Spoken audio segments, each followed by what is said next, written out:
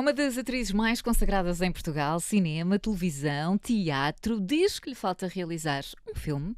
Humorada, crítica, alegre e profunda. Diz que precisa que gostem dela. Rita Blanco, em 40 minutos, na Rádio Observador. E nós precisamos todos. E eu ia começar por aí, Rita, mas só aqui o nosso amor e a nossa admiração, eu acho que já dá para sentires assim o coração quentinho. Eu não senti nada disso. Não sentiste? Não, senti alguma cordialidade, o que é normal. Vocês convidam-me para vir cá a casa e eu venho. Não é? Então eu não cheguei, foi logo tratos. não dá para dar aqui um beijinho que eu estou... Não é porque eu estou A Rita Blanco só dá um beijo. Só dá um beijinho. Não é verdade. Não é verdade. Deu! Eu pensei logo assim, que giro, só um beijo, Rita. Não é nada disso. Eu expliquei. É porque a senhora que estava na entrada deu-me 2 beijinhos e eu vi que o resultado foi péssimo, que me doeu imenso. E então pensei, a próxima pessoa já vou avisá-la que não vai ser possível, que hoje o meu lado esquerdo está combalido. Qualquer espécie de boca será liminarmente... Foi ideal para vir ao Observador. Sim, já percebi. Será por causa disso que me dói tanto o lado esquerdo? Por estar aqui no Observador? É de certeza. Mera coincidência. Não faz mal, eu depois desinfeto-me. Rita, bem-vinda. Muito aceitado por teres Obrigada, aceitado o nosso convite. Que já ia longo, nunca mais conseguíamos. É verdade, mas Verdade, finalmente... sim. E falamos tantas vezes de ti com o Manel Serrão. Mas só Não coisas conseguem boas. falar de alguém com alguém que goste de mim. O Manel não gosta. Toda a gente gosta de ti. Sim.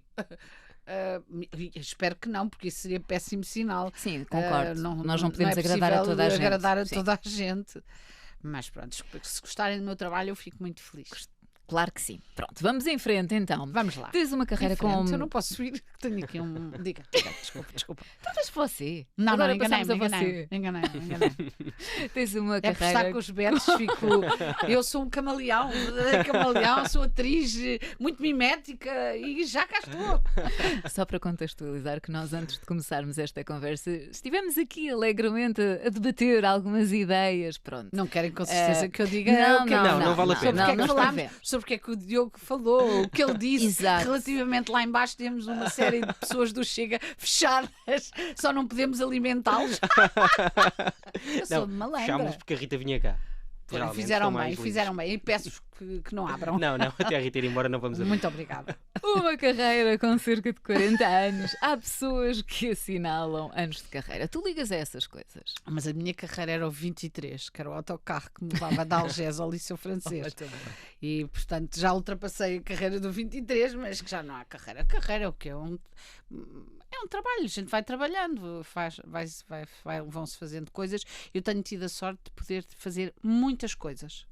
Fiz imensas coisas. No outro dia, já não sei a que propósito, alguém pôs umas imagens e eu de repente, e falaram de umas coisas e eu pensei assim, é que eu fiz imensas coisas, desde dobragens, locuções, publicidade, já não estou a falar das coisas que são mais óbvias, e fiz imensas coisas e trabalhei, fiz recitais, fui a muitos sítios. E tu perdes um bocado a noção de tudo o que fizeste, não é? Claro que como tanto. ainda bem, só me lembro daquilo que tenho para fazer amanhã e já gozo.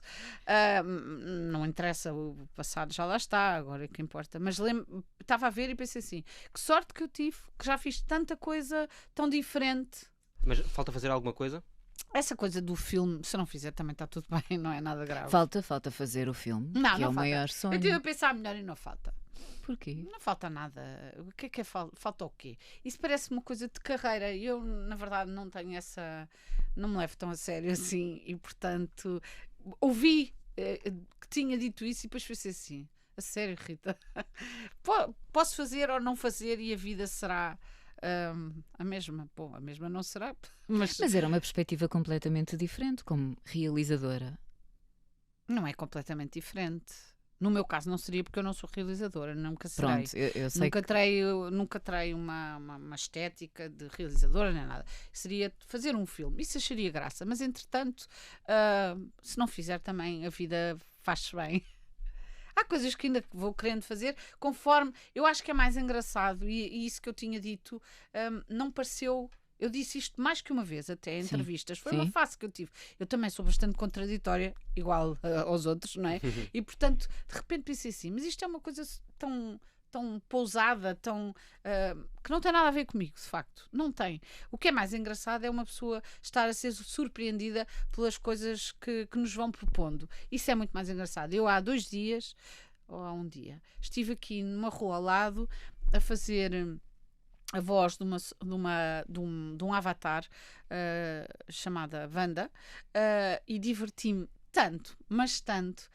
Portanto, estou sempre disponível para fazer uma data de coisas. Também E posso ainda é possível fazer... manter então o entusiasmo, apesar de já se ter feito tudo. Eu não fiz tudo. Ou quase tudo. Não, mas já fui a muitos sítios. Por exemplo, eu nunca fiz rádio, que era uma coisa que eu sempre achei muito engraçado. Tinha porque aqui não na minha se vê pesquisa. as pessoas. Não se vê, não vemos nem somos vistos. E dá-te uma ilusão de intimidade extraordinária e uma facilidade de conversar que quando tens as câmaras próximas não tens, porque tens muito mais consciência de ti, dos outros e não sei o quê. E é muito engraçado. Admiro. A Noite da Má Língua admiro não as é pessoas que o um fazem. registro parecido. A Noite da Má Língua, sendo como podcast, sim. Sim, mas nós eu penso que já entramos em reta de loucura. Nós já enlouquecemos há muito tempo e já não temos travão. E eu acho que, se calhar... Porque eu há pouco é demais. Até estava a perguntar há pouco, porque houve agora uma reposição de pelo menos um episódio do primeiro de todos. Mas não é? Eu ainda não estava, nessa altura. Nessa altura ainda não estava, mas fazer Ele está-me a tratar por você, não é? Fazer a Noite da Má Língua. Eu avisei. Diga, querido, diga. Fazer a Noite da Má Língua agora em rádio, em podcast, é muito diferente de fazer daquilo que acontecia, mesmo com a irreverência que estava associada àquele tempo. Sim, e por todas as razões, porque é um outro tempo. Vivemos de maneira completamente diferente hoje em dia. Segundo, não somos os mesmos, falta-nos o Miguel Esteves Cardoso, que era um pilar importante da coisa. Tínhamos público, estávamos à vista e não éramos tão desbragados porque éramos todos mais novos. Hoje em dia, eu acho que a partir de uma certa idade, um dia vocês verão, já não temos nada a perder e já temos travão e já não nos levamos de facto a sério, e portanto aquilo entrou em rota de colisão, de facto. E voltar à televisão.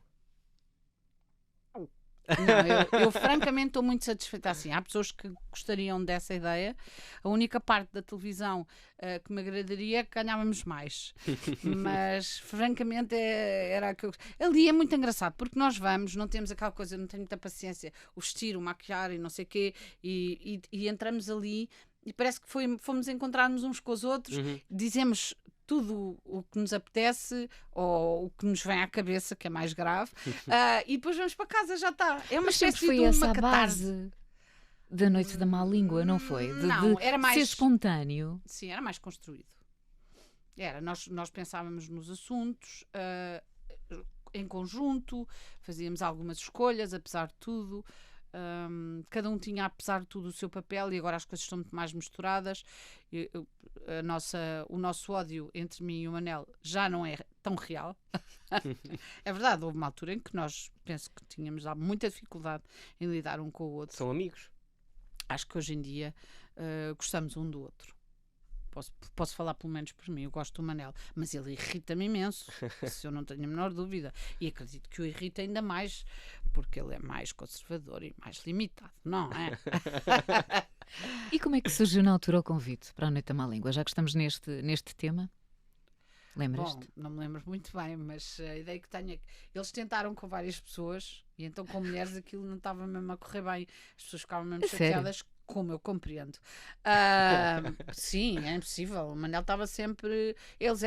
Aquilo era. A Júlia era a moderadora, sim, mas o painel eram sim, só homens altamente cientes dos seus instrumentos de desenho geométrico, e então aquilo era um bocado agreste. E portanto, entrar ali, quando eu entrei, porque mais ninguém queria, de certeza, foi por isso que me chamaram, o Emílio Rangel, de quem eu gostava muito e com quem me dava muito bem, disse-me: manda lá. E eu, é? Ele, vai lá, anda lá, vamos experimentar, vais experimentar. E eu fui. E aquilo, houve ali uma altura, para ser aceito por eles, foi uma luta. Foi mesmo uma luta. Mas porquê é que foi escolhida? Tinha algum tipo de presença já pública no sentido Tinha já tido. Por exemplo, O Senhor que Segue, eu já tinha feito isso, que era uma entrevista, que era um painel só de mulheres. Era a Clara Ferreira Alves, a Laurinda Alves, a Paula Moura Pinheiro e eu. E entrevistávamos, chamava-se O Senhor que Segue, entrevistávamos sempre um homem.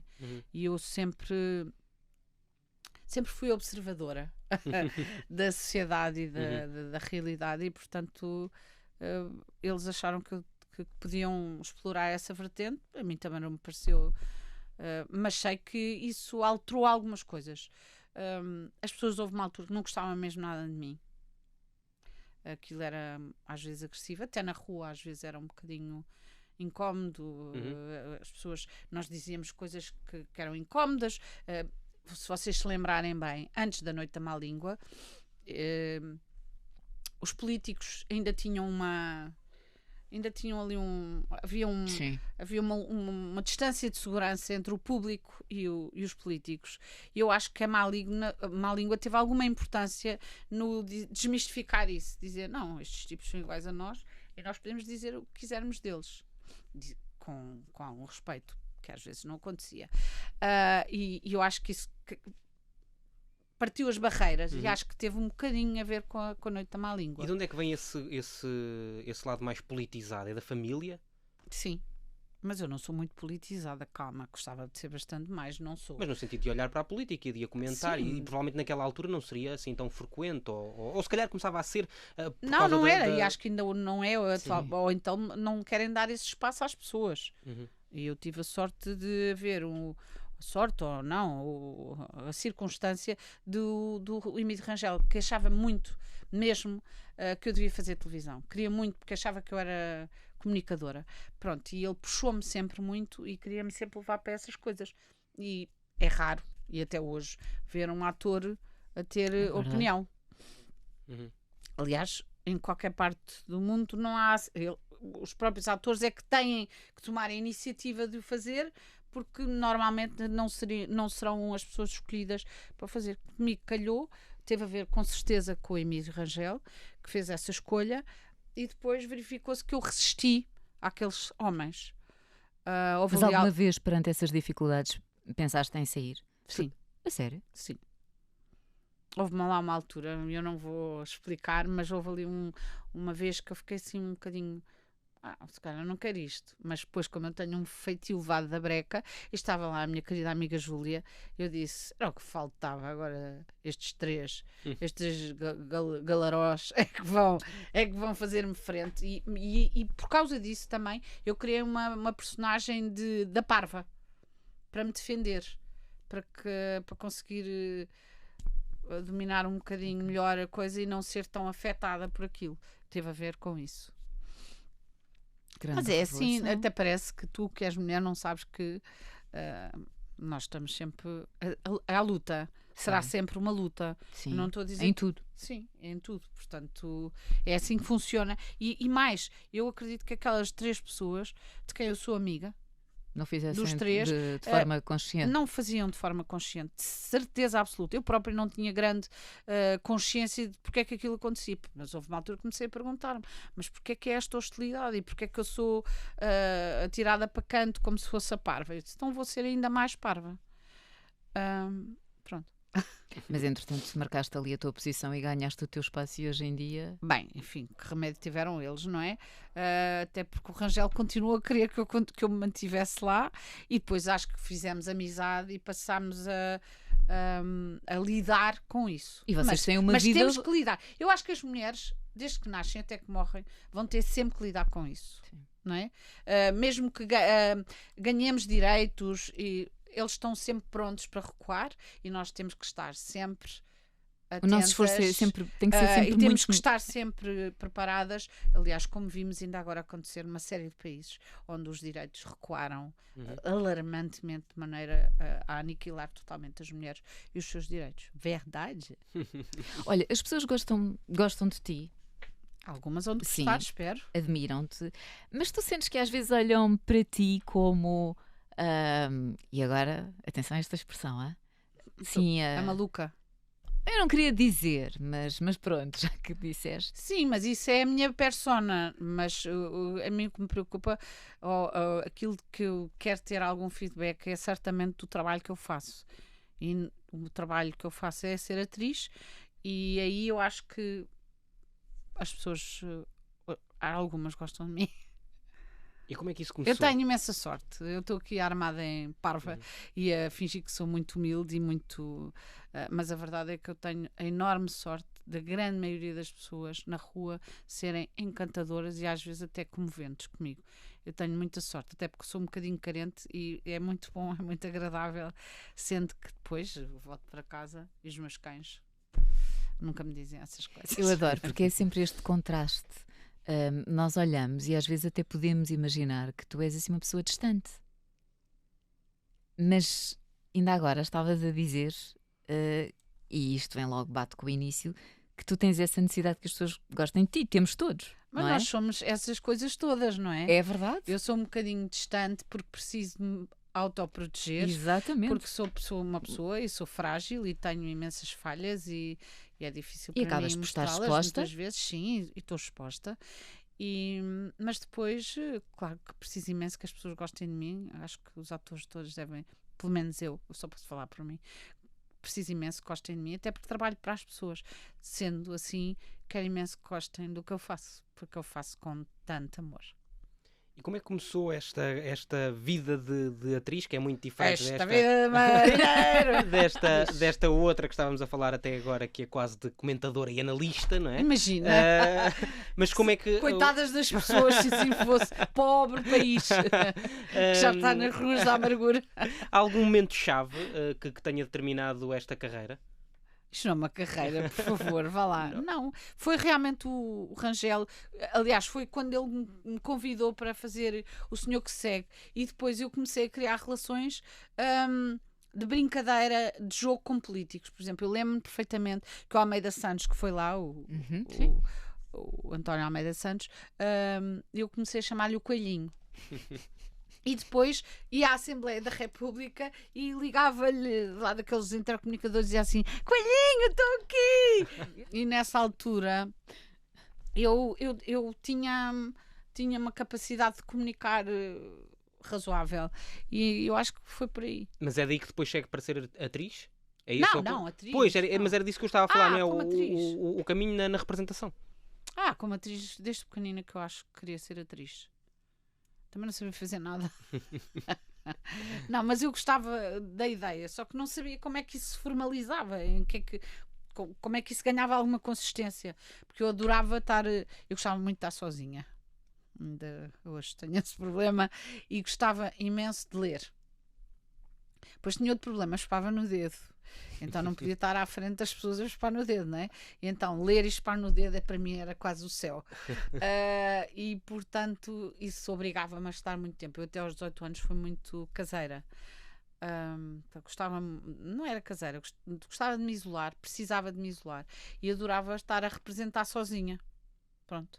Fazia jogos constantemente de situações, sobretudo de situações amorosas, relações amorosas e tudo. Ia treinando para a vida real nas representações que ia fazendo sozinha. Eu não queria nada ter público, nada disso. Isso nunca foi um objetivo. Sim.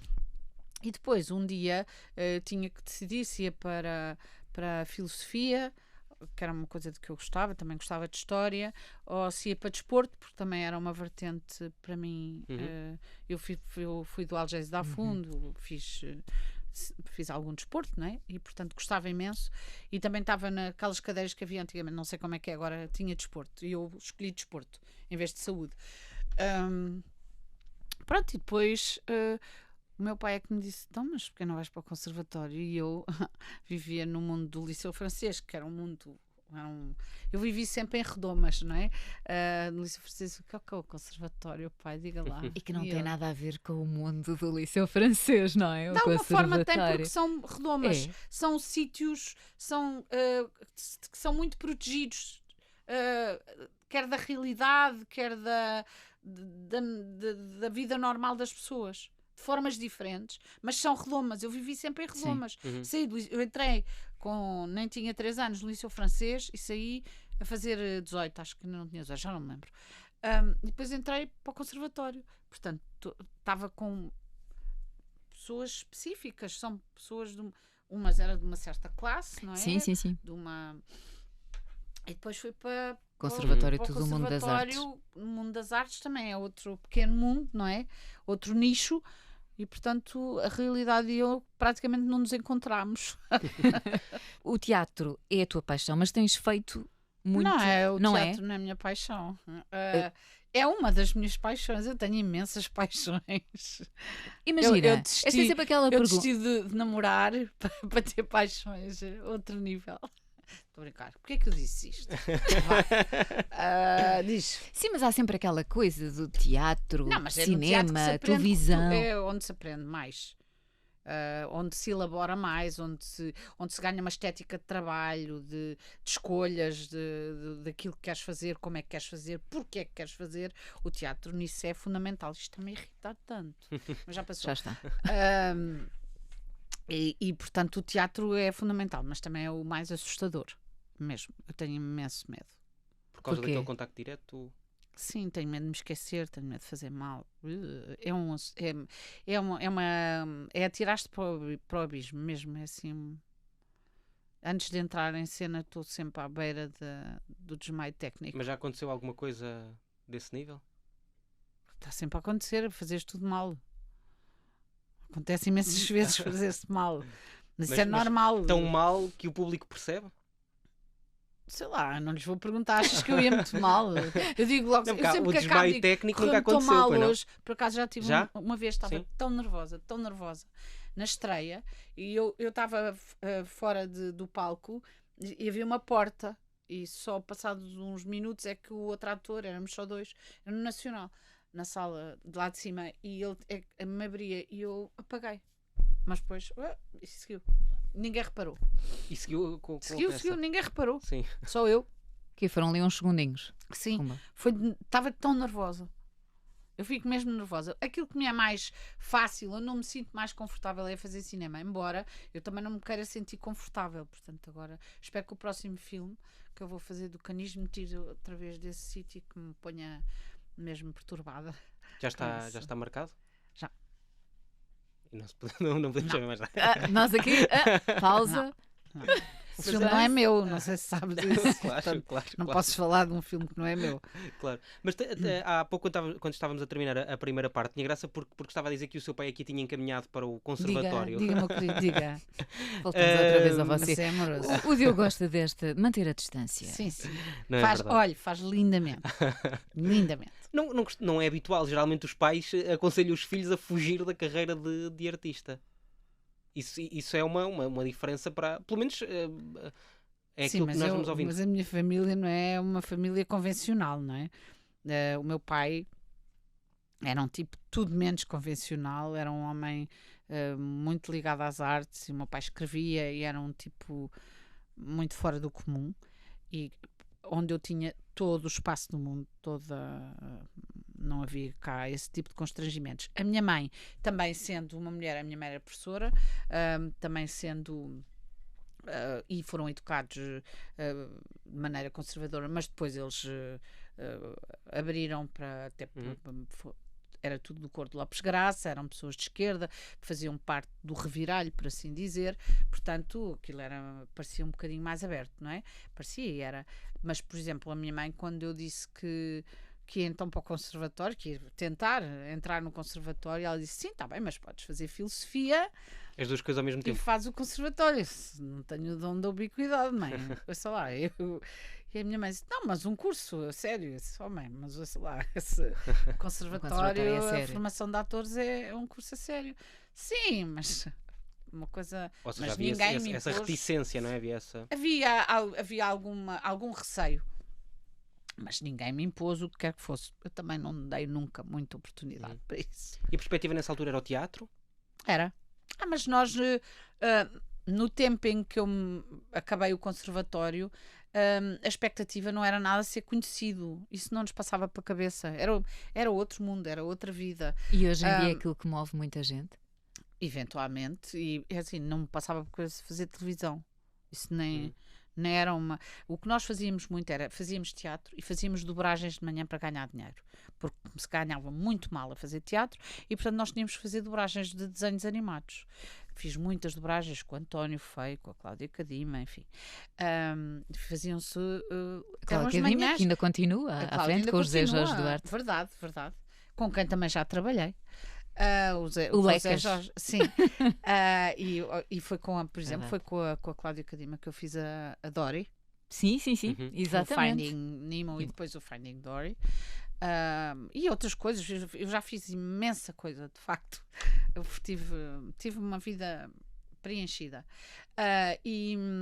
Portanto, nós fazíamos de manhã dobragens e depois íamos fazer teatro. E a nossa expectativa de ser atores era fazermos cada vez melhor, com peças por nós próprios e conseguirmos. Eu lembro-me de fazer espetáculos. Era o Miguel Guilherme, o Zé Pedro Gomes, eram os encenadores, eu e a Alexandra Rosa, as atrizes, e todos participávamos e trabalhávamos. Fizemos tantas coisas. Pronto, e depois eu também comecei logo a fazer cinema. Tive essa porta logo aberta e pude fazer... Durante muitos anos fiz muito cinema. E só depois é que veio a televisão? E depois veio a televisão. E hoje em dia... E para mim isso foi fundamental. Precisamente percurso, dessa forma. E eu continuo a achar, e posso estar muito enganada, até porque em geral estou enganada relativamente a quase tudo. Mas o facto de se começar muito cedo a fazer televisão limita muito a linguagem, ainda que, por exemplo, ser ator de novela é em si próprio uma profissão e é um corredor de fundo. Não é nada fácil fazer novelas. As novelas pressupõem muito tempo de trabalho, muita concentração, muita velocidade, muita rapidez, uma série de coisas que são muito pesadas de fazer e em si só são profissões. Pronto, agora, eu acho que se tivesse começado aí, provavelmente não tinha tido um percurso... não teria certamente tido aquele tipo de percurso, aliás não podia ter feito porque não havia à época nada disso, mas eu não teria conseguido construir a minha maneira de ser atriz, a minha maneira de estar como atriz, de pensar a minha profissão como fiz, porque tive acesso a muitas coisas. Eu trabalhei com alguns dos melhores encenadores deste país, trabalhei com alguns dos melhores realizadores do mundo, e incluo os portugueses, como é óbvio.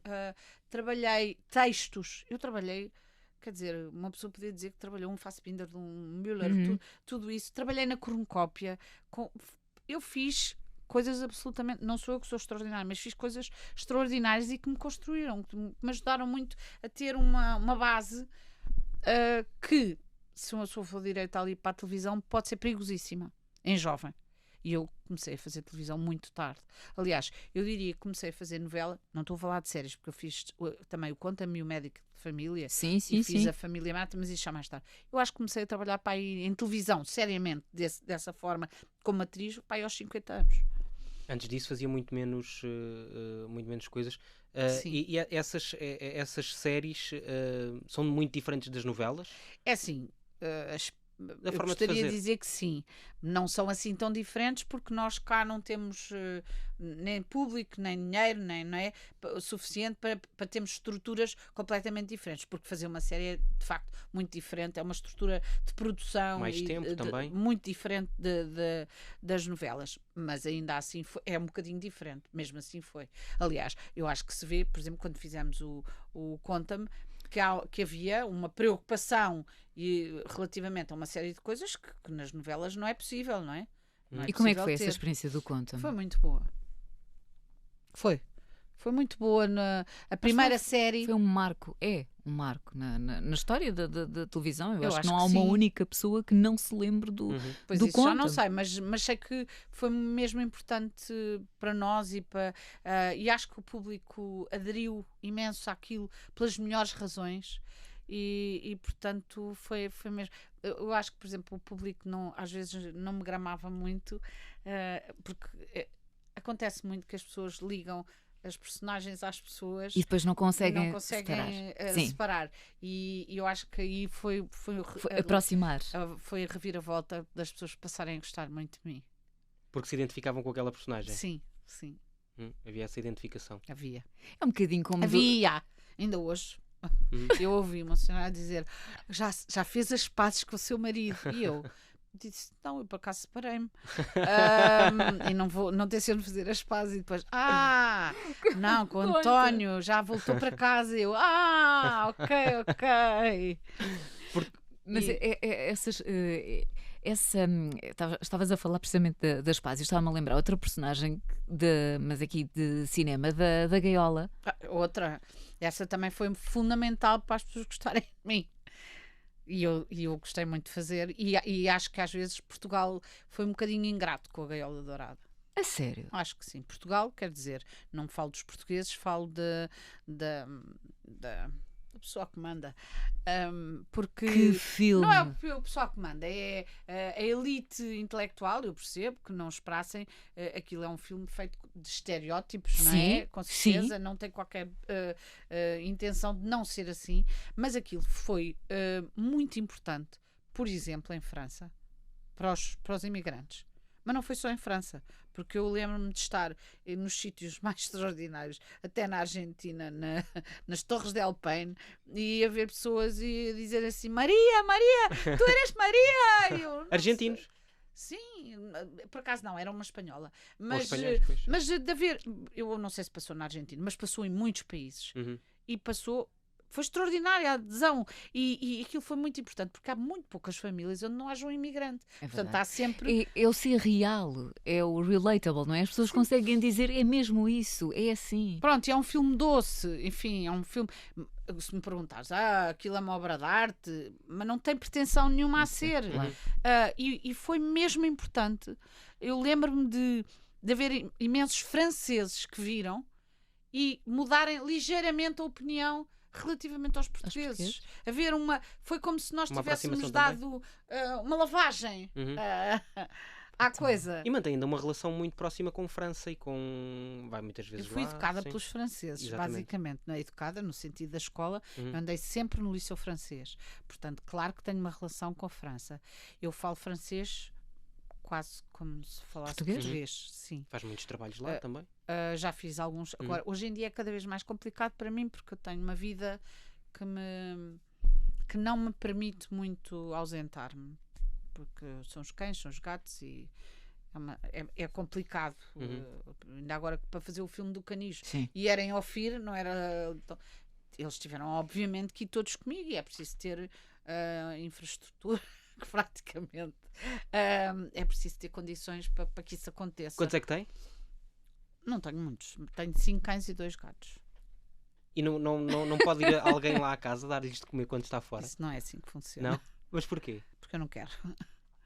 Mas como é que vê também esta nova aproximação, até porque existem partidos com a representação parlamentar, e esta nova consciencialização para os direitos dos animais? Bem, é um caminho que está só no princípio, mas acredito que é um caminho que vai ter que ser percorrido, até porque, por exemplo, as associações em Portugal vivem um momento duríssimo, porque depois da pandemia, muitas pessoas foram adotar animais, não é? De companhia. E depois acabou a pandemia e depois veio uma crise e portanto os primeiros a saltarem do barco infelizmente são os animais e portanto as associações estão de rastos e ainda por cima, como não há legislação, não há nada que proteja estas associações, eles vivem só de donativos.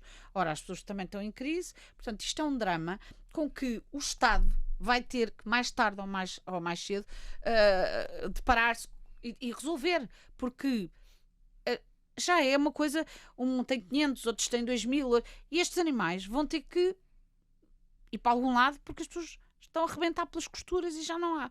E tem que começar a haver leis, porque as pessoas não podem continuar a fazer criação de animais. Mas tem havido uma evolução na legislação dos direitos dos animais, não é suficiente? Muito. Está a brincar. Mal. Não, é muito insuficiente e temos que lutar muito mais e porque isto depois pode tornar-se uma questão pública e as pessoas pronto, olha, eu no outro dia estava na má língua e disse, olha, há uma associação que está muito aflita, não sei o quê, e o Ruizinho que saltou logo, um amigo meu, a dizer, sim, mas também há muitas crianças, eu disse, uma coisa não tem a ver com outra e uma coisa não impede a outra. Mas esta é uma questão. Para além das outras questões gravíssimas que nós continuamos nas produções intensivas e a usar cereais e a soja e a usar a água que não temos e a continuar a comer tanta carne que nem sequer está em condições, tem que haver uma altura em que as pessoas põem um travão e percebem que tem que haver uma mudança. Isto é o que eu acho, mas não quer dizer que vocês achem. Já vi o vosso ar sério. Não, porque eu O concordo. assunto é sério, não é? O assunto é sério. Eu acho que o assunto é muito sério e grave. E as pessoas dizem, agora os bichos. Os bichos, sim, são seres sencientes, sofrem. E eu não acredito que uma pessoa que é capaz, e agora já estamos a falar a outro nível, de enorme crueldade com o animal, não seja igualmente cruel com as outras pessoas, com os outros seres. Isso é a violência não é por setores, não é? A violência, se uma pessoa é violenta, é violenta. E as pessoas têm que ser educadas e apoiadas e ajudadas, e tem que haver, de facto, leis e regras que não podem falhar. Hoje em dia já sabemos que, obviamente, estás muito. Gostavas já agora de ter uma creche de animais ou de trabalhar? Uma creche, podia trabalhar numa creche, achava graça, mas não era uma coisa para o resto da vida. Eu gostava de ter um sítio onde pudesse albergar os animais todos que precisassem, mas isso é uma quimera, porque eu quero continuar a ser atriz, apesar de tudo.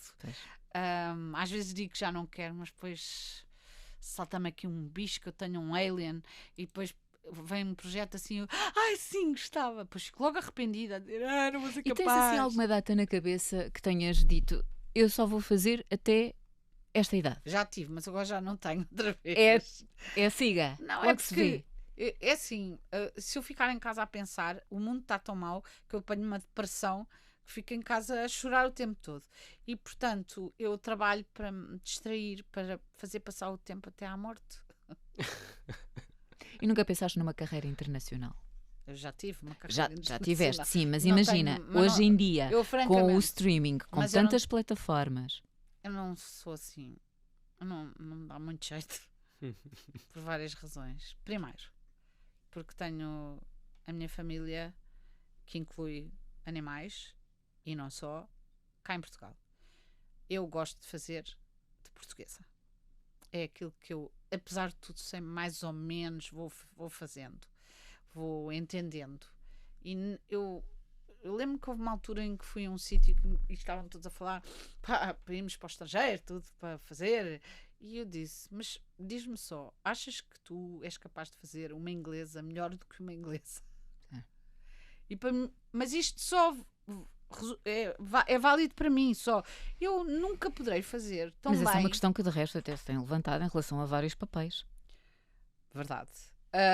E depois depende do tipo este tipo de atriz que eu sou, não faz muito sentido.